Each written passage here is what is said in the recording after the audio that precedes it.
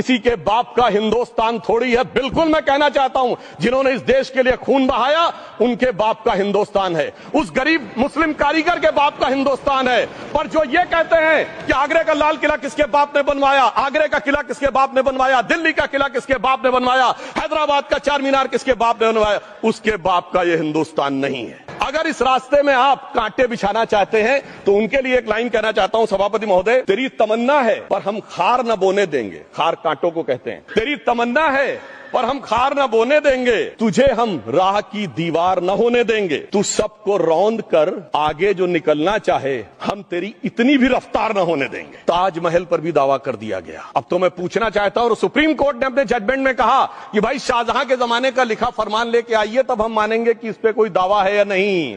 आप सोचिए कि अगर ये वक्त का कानून इसी ढंग से चला होता तो क्या होता। जब शाहजहां जेल में था और दूर से उस ताजमहल को देखता था और उसे सिर्फ एक सुराही पानी मिलता था और उसने औरंगजेब से कहा एक सुराही पानी और भिजवा दो, तो जानते उसने मना कर दिया। तो दुखी होकर शाहजहां ने फारसी में लिखा, ए पिसर तू अजब मुसलमानी, जे पिदरे जिंदा आप तरसानी, आफरीन हिंदुआन सदबार, जे देहंद पिदरावा मुर्दा देवम आप। मतलब तू कैसा मुसलमान है जो जिंदा बाप को पानी के लिए तरसा रहा है, तुझसे तो आफरीन 100 बार उन हिंदुओं को है जो पितृपक्ष में मरे हुए बाप को भी पानी देते हैं। नया मुल्ला प्याज ज्यादा खाता है, हिंदी में कहावत होती है, परंतु यहां तो जो गैर मुल्ला प्याज बहुत खा रहा था, और इतना खा रहा था कि आंसू निकल रहे थे गरीब मुसलमान के भी और देश के भी।